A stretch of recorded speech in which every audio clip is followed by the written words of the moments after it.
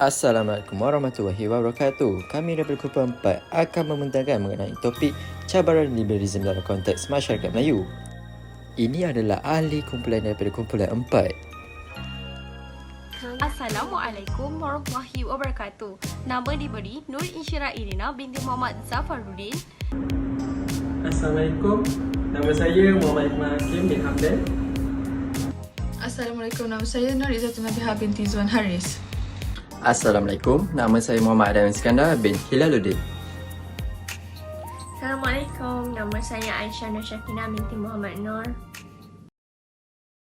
Apa itu liberalisme? Liberalisme membawa kepada maksud kebebasan terhadap individu yang menjadi pengukur nilai politik yang tinggi. Dalam arti kata lain, fahaman liberalisme ini lebih kepada menekankan kepada hak peribadi dan kesamarataan individu di mana tiada status quo atau hak keistimewaan yang berada di dalam masyarakat. Orang atau masyarakat yang mengamalkan fahaman liberalisme ini digelar sebagai liberal. Umumnya, pemikiran liberalisme ini mempunyai tiga asas iaitu kebebasan, individualisme dan rasionalisme. Fahaman ini menegaskan bahawa kita wajib menghormati kebebasan individu, berkeyakinan tugas utama pemerintah iaitu menjaga melindungi kebebasan rakyat seperti kebebasan berfikir, kebebasan bersuara, kebebasan hak peribadi individu dan juga kebebasan untuk menyampaikan pendapat. Namun begitu, fahaman liberalisme ini berubah mengikut konsep sesebuah negara ataupun individu. Pelbagai jenis pandangan serta prinsip yang telah dilontarkan akan tetapi ia masih membawa kepada fahaman yang sama iaitu hak kebebasan dalam berfikir dan bersuara, batasan kepada kuasa kerajaan, kedaulatan undang-undang, hak individu ke atas tanah persendirian, pasaran bebas serta ketulusan sistem pemerintahan. Seterusnya ialah ciri-ciri fahaman liberalisme. Terdapat 7 ciri-ciri fahaman liberalisme. Yang pertama ialah kerajaan merupakan penjamin rakyat dan bukannya pelindung rakyat. Yang kedua, pasaran bebas. Yang ketiga, pengasingan kuasa. Yang keempat ialah daya saing di antara individu di dalam masyarakat. Yang kelima ialah individualisme. Yang keenam ialah kebebasan beribadat bagi setiap agama. Yang ketujuh ialah depolitisasi negara di mana pihak liberal ini tidak mempercayai terhadap pengurusan negara di dalam pendidikan, kesihatan serta yang lain-lain lagi. Seterusnya ialah contoh-contoh fahaman liberal di Malaysia. Contoh yang pertama ialah mereka yang mengamalkan fahaman pluralisme. Mereka yang menganut ataupun mengamalkan fahaman pluralisme ini mempercayai bahawa semua agama adalah benar dan sama di sisi Tuhan. Ia juga menggalakkan ataupun menyeru kepada perkahwinan campur di antara agama kerana mereka mempercayai bahawa semua agama adalah benar belaka. Perkahwinan sebegini boleh dilihat di negara-negara luar seperti Indonesia ataupun di negara-negara barat. Contoh yang kedua adalah hak kebebasan murtad bagi penganut agama Islam di Malaysia. Okey, contoh kes ini kita boleh lihat kepada Lina Joy ataupun nama sebenarnya Azlina Jailani, iaitu golongan Islam liberal di Malaysia ini mendesak agar penganut agama Islam diberikan hak untuk murtad atau kebebasan beragama tanpa tindakan undang-undang agama ataupun mahkamah syariah di Malaysia. Dan contoh yang terakhir terhadap agama Islam liberal di Malaysia ialah ayat-ayat Al-Quran perlu ditafsir mengikut pengedaran zaman. Menurut golongan Islam liberal ini, Al-Quran perlu ditafsir semula tanpa terikat dengan tafsiran ulama' yang terdahulu mengikut peredaran zaman kerana zaman telah berubah bagi mereka. Tafsiran ulama' terdahulu bagi mereka telah ketinggalan dan tidak sesuai lagi untuk diguna pakai pada zaman sekarang. Objektif kajian. Pertama, memahami dengan lebih mendalam asal-usul, ciri-ciri serta contoh liberalisme. Kedua, mengkaji dan membincangkan faktor timbulnya liberalisme dalam kalangan masyarakat. Ketiga, mengkaji dan membincangkan cabaran liberalisme terhadap masyarakat. Keempat, mengkaji dan membincangkan kesan liberalisme kepada masyarakat. Faktor timbulnya liberalisme dalam kalangan masyarakat ada 4 faktor. Yang pertama, pluralisme agama. Yang kedua, pengaruh media massa. Yang ketiga, pengaruh ajaran agama yang telah difatwakan sesat. Dan keempat, pengaruh daripada tokoh-tokoh yang mempunyai pemahaman liberalisme. Yang pertama, pluralisme agama. Pluralisme agama ialah satu fahaman yang dikatakan bahawa semua agama adalah sama. Mengikut fahaman ini, agama yang ada hanyalah jalan yang berbeza bagi menuju titik kebenaran yang sama, maka semua agama pasti akan menghantar ahli mereka menuju syurga.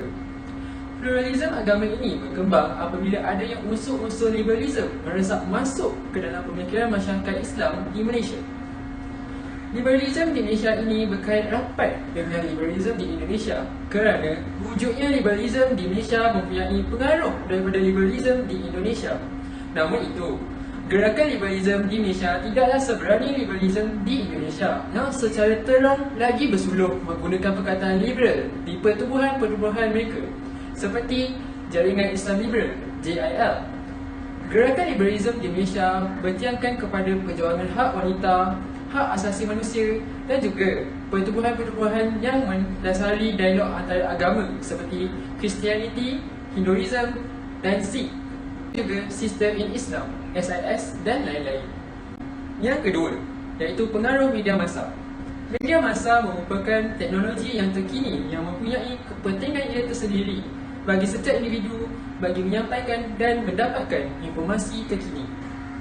Media massa ada dua, iaitu media cetak dan juga media elektronik. Contoh untuk media cetak ialah surat khabar dan contoh bagi media elektronik ialah seperti Facebook, Instagram, Twitter dan sebagainya. Yang ketiga iaitu pengaruh ajaran agama yang telah difatwakan sesat. Antara salah satu ajaran keagamaan yang telah difatwakan sesat ialah ajaran Ayah Pin atau nama sebenarnya ialah Arifin Muhammad, atau juga dikenali ramai dengan slogan Kerajaan Langit Ayah Pin. Ajaran ini telah diasaskan oleh Arifin Muhammad yang berasal dari Hulu Besut, Terengganu. Ayah Pin telah menyebarkan ajaran sesat yang mempromosikan semua agama mempunyai kebenaran yang sama dan setiap individu mempunyai hak untuk mengamalkan agama dengan apa jua cara yang mereka sukai. Ayah Pin adalah pengasas kepada Kerajaan Langit, telah disedarakan pihak berkuasa agama dalam golongan agama sesat yang berkampung di kampung Batu 13, Hulu Besut. Ayah Pin telah menyifatkan dirinya sebagai wakil Tuhan bagi seluruh agama. Bahkan pengikutnya pula menganggap Ayah Pin sebagai Tuhan yang menerima wahyu dari langit dan segala yang dibuatkan adalah benarkan wahyu berkenaan. Ayah Pin dipercayai berjaya mengumpul seramai lebih 150 orang pengikut. Jawatan Kuasa Fatwa Majlis Agama Islam dan Asad Melayu Terengganu telah mengeluarkan fatwa ajaran Ayah Pin adalah sesat mengikut Seksyen 25 Enakmen Pentadbiran Hal Ehwal Agama Islam 1986 dan telah diwatakan haram pada 1997. Yang terakhir, pengaruh daripada tokoh-tokoh yang mempunyai perfahaman liberalisme. Antara tokoh-tokoh tersebut ialah Datuk Seri Anwar Ibrahim. Datuk Seri Anwar Ibrahim telah menyampaikan ceramah yang bertajuk Religion Pluralism in a Divided World di London School of Economics. Terdapat juga tokoh-tokoh luar yang telah dijemput ke Malaysia, antaranya ialah Ishak Manji yang telah melancarkan bukunya Allah, Liberty and Love pada tahun 2011 di Dewan Perhimpunan Cina Selangor dan Kuala Lumpur pada tahun 2016. Pada tahun 2012, buku Ishak Majid tersebut telah diterjemahkan ke dalam bahasa Melayu dengan tajuk Allah, Kebebasan dan Cinta. Selain dari fahaman liberalisme dan pluralisme, Ishak Majid juga turut mempromosikan homoseksualiti di dalam bukunya. Kementerian Dalam Negeri KDN telah mengharamkan buku-buku penulis tersebut kerana ianya bertentangan dengan akidah Islam yang asli. Terima kasih untuk pembentangan tersebut. Seterusnya saya akan membincangkan tentang cabaran liberalisme terhadap masyarakat di Malaysia. Seperti yang kita tahu, liberalisme merupakan falsafah yang meletakkan kebebasan individual pada nilai politik yang tertinggi dan menekankan hak-hak peribadi serta kesamarataan peluang untuk setiap individu. Sebelum saya masuk kepada perbincangan yang utama, terdapat dua daya penarik terhadap Islam liberal. Secara umumnya adalah yang pertama, tokoh-tokoh yang memahami Islam dan yang kedua adalah isu-isu yang memikat masyarakat.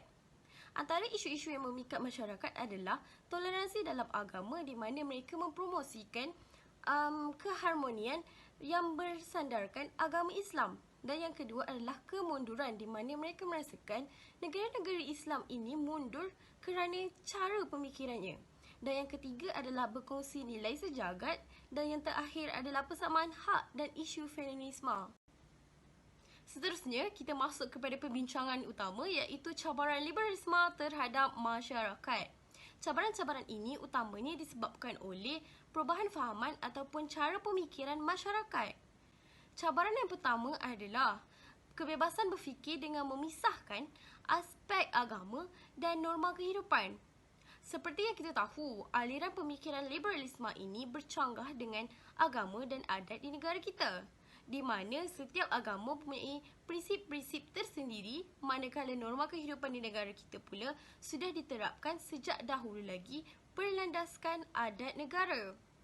Walau bagaimanapun, norma kehidupan ini mulai berubah apabila aliran pemikiran masyarakat sudah disuntik oleh liberalisme ini.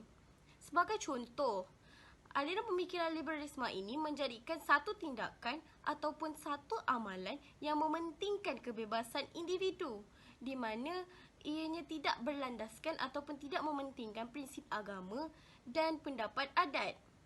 Ini sangat merisaukan kerana masyarakat kini sudah mula alpa terhadap pentingnya prinsip agama dan adat. Seterusnya, cabaran yang kedua adalah menggugat kestabilan politik dan adat dan agama. Seperti yang kita tahu, aliran pemikiran ini sangat mementingkan keadilan dan kesamarataan individu. Sebagai contoh, dalam agama Islam dan juga adat meletakkan bahawa lelaki perlu didahulukan untuk menjadi pemimpin ataupun ketua bagi institusi-institusi negara.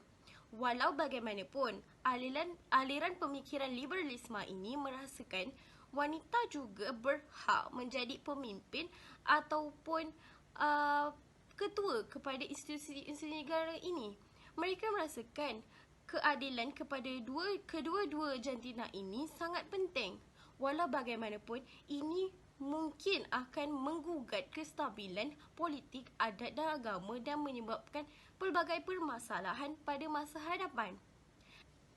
Seterusnya, cabaran yang ketiga iaitu perluasan gerakan modernisme dalam kalangan masyarakat. Aliran pemikiran liberalisme ini bergerak di bawah gerakan modernisme, di mana mereka merasakan bahawa setiap masyarakat perlu dibebaskan daripada dibelenggu tradisi yang dimonopoli oleh pengusaha agama. Dan mereka merasakan prinsip-prinsip agama ini hanyalah sebagai penghalang kepada keadilan. Sebagai contoh, golongan liberal ini menyokong golongan-golongan yang ingin mengubah lumrah kehidupan manusia, seperti berlakunya perkahwinan antara sesama jenis di luar negara. Akan tetapi perkara ini sudah mulai bangkit di dalam negara kita dan menerima pelbagai reaksi daripada segenap masyarakat, terutamanya golongan belia. Mereka merasakan perkara ini sebagai salah satu keadilan bagi setiap manusia. Akan tetapi ia bercanggah dengan agama kerana ianya tidak diterima oleh prinsip agama. Dan ini sangat merisaukan kerana golongan belia ini merupakan golongan-golongan yang akan menjadi pemimpin atau ketua institusi negara kita. Sebagai kerajaan ataupun negara perlu mengambil tindakan untuk menangani masalah ini sebelum konflik yang semakin besar berlaku di dalam negara kita.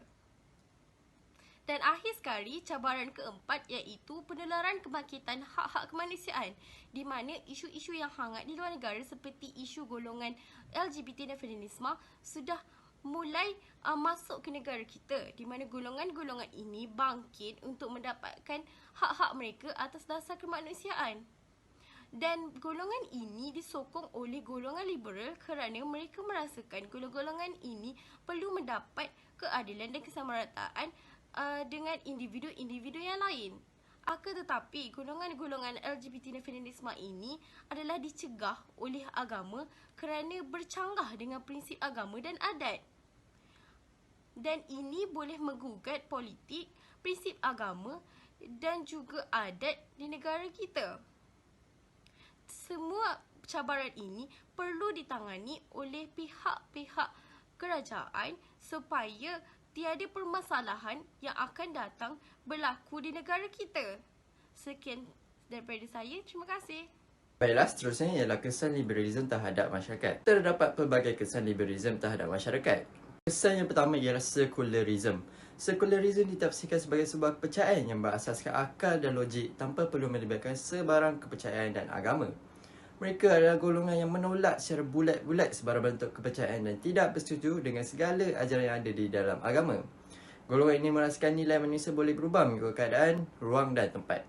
Mereka menafikan kesempurnaan dan kesyumulan Islam. Selain itu, disebabkan kefahaman ini, ianya mengakibatkan kebanyakan masyarakat Islam menjadi Islam hanya pada nama. Sekularisme ialah sebuah aliran yang mahu menjalani kehidupan harian secara bebas tanpa ada batasan dan hanya berlandaskan pemikiran dan tanpa perlu menghiraukan ajaran agama. Penyisihan agama dalam kehidupan harian boleh dilihat dengan jelas pada golongan ini. Mereka berpemikiran bahawa agama hanyalah satu rutin harian ataupun menganggap agama adalah perkara yang setaraf dengan politik dan ekonomi dan bukan sebagai sebuah amalan yang dilakukan demi mencari keredaan Allah dan keberkatan Allah. Seterusnya ialah pluralisme agama. Seperti yang diterangkan oleh pembentang Ikmal, pluralisme agama adalah sebuah falsafah yang cuba menjustifikasikan kewujudan pelbagai agama dan dakwaan yang dibuat oleh setiap agama terhadap kebenaran agamanya. Agama Islam dan bukan Islam dianggap setanding dan sama-sama benar. Secara khususnya, pluralisme agama adalah pandangan, fikiran, keyakinan bahawa agama-agama yang berbagai dan berbeza-beza itu mempunyai kesamaan dari segi ontologi, soteriologi dan epistemologi.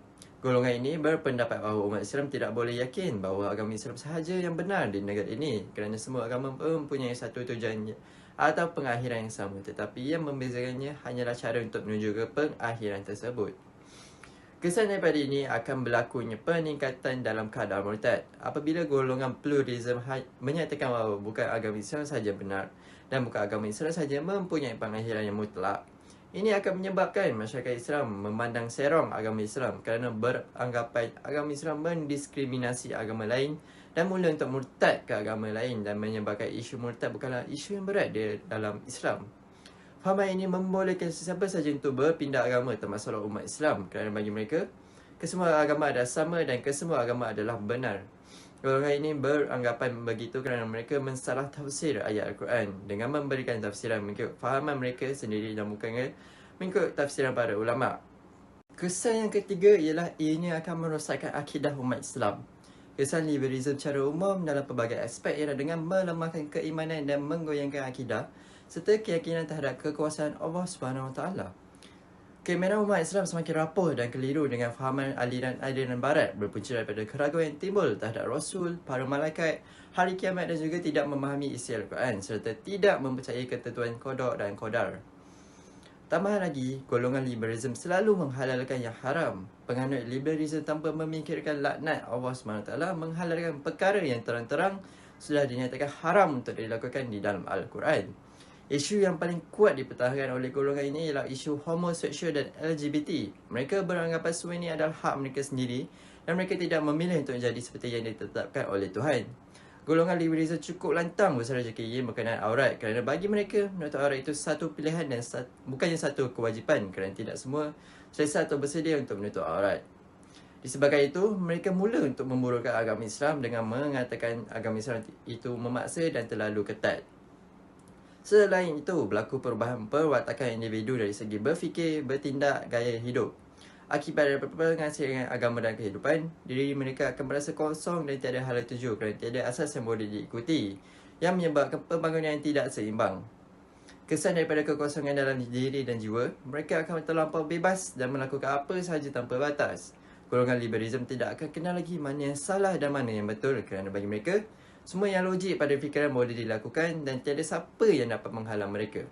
Akibatnya, keruntuhan moral dan akhlak serta gejala-gejala seperti dadah, arak, AIDS, homoseks, murtad semakin berleluasa. Kesimpulannya, berdasarkan kajian yang telah dijalankan, liberalisme ini merupakan suatu fahaman yang memisahkan aspek agama dan pemikiran seseorang tentang kebebasan, di mana amalan bebas boleh diamalkan dalam agama. Fahaman liberalisme bukanlah ideologi baru tetapi sudah bertapak sejak ribuan tahun dahulu dalam kalangan masyarakat. Fahaman ini secara total menolak sebarang kekangan dan halangan dalam menyuarakan pendapat dan melakukan sesuatu yang dirasakan benar.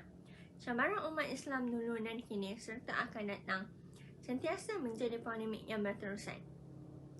Tidak dinafikan bahawa umat Islam yang sedang bertungkus lumus untuk mencapai kemajuan material dan dalam pada masa yang sama berusaha untuk menjadikan umat Islam yang berkualiti dari aspek akidah dan keimanan. Namun, cabaran yang menggugat dengan menggunakan acuan yang diprojekkan kepada Islam adalah cabaran yang paling bahaya dan genting sekali. Oleh itu, liberalisme dalam kalangan masyarakat ini haruslah diambil berat agar masyarakat tidak terpesong. Itu sahaja pembentangan daripada kumpulan kami. Jika anda ada apa-apa persoalan berkenaan topik ini, anda boleh scan QR code yang disediakan. Sesungguhnya segala yang baik itu datangnya dari Allah, segala kelemahan dan kekurangan datangnya dari kami sendiri. Sekian, terima kasih. Assalamualaikum.